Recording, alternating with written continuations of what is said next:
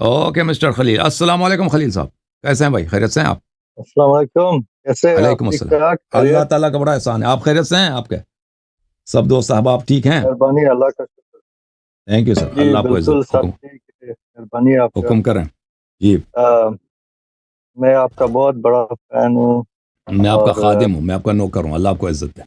میں بہت آپ کے کلپس دیکھتا ہوں، تھینک یو سر۔ اور ہمیں کچھ مولا علی کے کچھ معجزات بیان کیجیے پلیز۔ اوکے اوکے بھائی، معجزات بیان کریں انشاءاللہ انشاءاللہ، اللہ آپ کو عزت دے، سب کو سلام کہہ دیجیے گا۔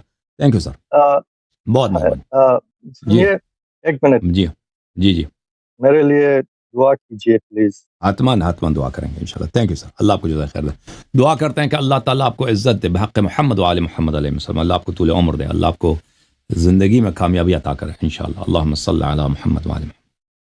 اور اللہ تعالیٰ جتنے آپ کے مقاصد ہیں اللہ آپ کو ان میں کامیاب کرے۔ اچھا، امیر المؤمنین علیہ السلام کے معجزات دیکھیں، ان کے معجزات تو بہت مشہور ہیں۔ رد الشمس ان کا ہے، ایک رد الشمس نہیں، کئی دفعہ رد الشمس ہوا ہے۔ رسول اللہ صلی اللہ علیہ وسلم کے حیات اقدس میں جب سر مبارک امیر المؤمنین علیہ السلام کے گود میں تھا اور وحی آئی تھی اور سورج ڈوب گیا تھا، تو رسول صلی اللہ علیہ وسلم نے اللہ سے دعا کیا تھا کہ اللہ، امیر المؤمنین علی علیہ السلام کی نماز قضا ہو گئی ہے تیری طاعت اور تیرے حبیب کی طاعت میں، کہ انہوں نے میرا سر اقدس جو ہے تھامے رکھا ہے اور ان کی نماز قضا ہو گئی ہے، تو اللہ یا اللہ سورج کو پلٹا دے۔ تو سورج پلٹ گیا اور امیر المؤمنین علیہ السلام نے نماز پڑھی ہے۔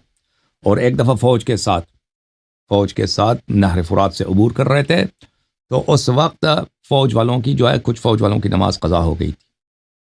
تو امیر المؤمنین علیہ السلام نے دعا کی ہے، سورج دوبارہ اٹھائی ہے، بلند ہوئی ہے مغرب سے، لوگوں نے نماز پڑھی ہے تو دوبارہ سورج ڈوب گئی ہے۔ اور اس کے علاوہ آپ کی خدمت میں عرض کروں کہ باب خیبر، قلعہ خیبر کا جو دروازہ تھا، یہ تو سب نے روایت کی ہے، مخالفین سب نے، کہ امیر المؤمنین علیہ السلام وہ دروازہ جو 40 لوگ یا اس سے زیادہ لوگ اس کو صرف دھکا دے کے کھولتے تھے، ان کو ایک اشارے سے انہوں نے اکھاڑ دیا اور اوپر کیا تھا ان کو اپنے دست مبارک پر، اور وہاں پہ خندق کے قلعے کے باہر خندق تھا، تو وہاں پہ ان کو اپنے ہاتھ پہ رکھا تھا اور لشکر وہاں سے عبور کر گئے تھے۔ اور ان کے معجزات میں کہ انہوں نے کئی دفعہ مردوں کو زندہ فرمایا، مردوں قبر سے زندہ ہو گئے، ان کی امامت کی شہادت دی ہے۔ ان کے ایام خلافت میں کوفے میں کئی دفعہ قبرستانوں سے جب گزر ہوا ہے تو مردوں نے ان کو سلام کیا۔ بہرحال ان کے معجزات بہت زیادہ ہیں، اللہ تعالیٰ آپ کو جزائے خیر دے۔